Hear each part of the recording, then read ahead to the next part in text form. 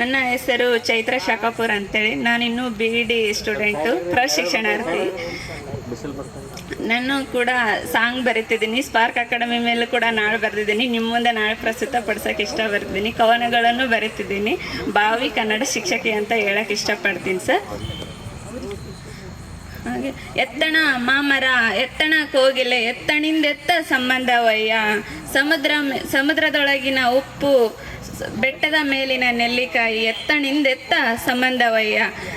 ಕೊಪ್ಪಳ ಗೊಂಬೆ ಆಟಿಕೆ ಸಾಮಾನುಗಳನ್ನು ತಯಾರು ಮಾಡ್ತಕ್ಕಂಥ ಗೊಂಬೆಗಳ ನಾಡಿನಿಂದ, ಕೊಪ್ಪಳದಿಂದ ನಾನು ಇಲ್ಲಿ ಮೈಸೂರಿಗೆ ಬರಬೇಕಾದ್ರೆ ಕಾರಣ ಸ್ಪಾರ್ಕ್ ಅಕಾಡೆಮಿ ಅಂತ ಹೇಳ್ತಾ, ಇವತ್ತು ನಾನು ತಗೊಂಡಿರ್ತಕ್ಕಂಥ ಟಾಪಿಕ್ ಏನಂದರೆ, ಮಳೆ ಹನಿಯ ಹಣೆ ಬರ ಅದು ಬೀಳುವ ಸ್ಥಳವನ್ನು ನಿರ್ಧರಿಸುತ್ತದೆ. ಅಂದರೆ ಅದು ಮಳೆ ಹನಿ ಬರ ಕಾದ ಒಂದು ಕಬ್ಬಿಣದ ಮೇಲೆ ಬಿದ್ದರೆ ಒಂದೇ ಕ್ಷಣದಲ್ಲಿ ಮಾಯವಾಗಿ ಹೋಗ್ಬಿಡುತ್ತೆ. ಅದೇ ಕೊಳಚೆ ಪ್ರದೇಶದಲ್ಲಿ ಸೇರಿದರೆ ಅದೇ ಮಲಿನವಾಗುತ್ತೆ. ಅದೇ ಹಳ್ಳಕ್ಕೆ ಸೇರಿದರೆ ಒಂದು ತಿಂಗಳು ಅದರ ಆಯುಷ್ಯ ಇರ್ಬೋದು.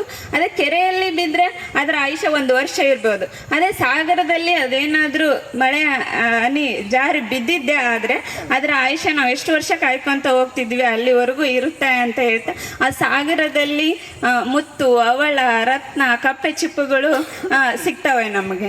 ಅದೇ ಥರ ಆ ಮುತ್ತು, ರತ್ನ, ಅವಳ, ಕಪ್ಪೆ ಚಿಪ್ಪುಗಳನ್ನು ನಾನು ಇವತ್ತು ಸ್ಪಾರ್ಕ್ ಅಕಾಡೆಮಿಯಲ್ಲಿ ಕಾಣ್ತಿದ್ದೀನಿ.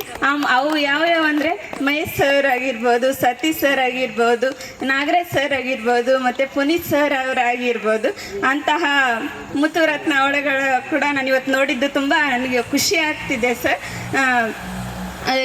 ಸಮುದ್ರ ಇರೋದು ಬೆಂಗಳೂರಿನಲ್ಲಿ, ಆದರೆ ಸ್ಪಾರ್ಕ್ ಅಕಾಡೆಮಿ ಅನ್ನೋದು ಸಮುದ್ರ ಆಗಿರುತ್ತೆ ಅಂತ ಹೇಳಕ್ಕೆ ಇಷ್ಟಪಡ್ತೀನಿ ಸರ್.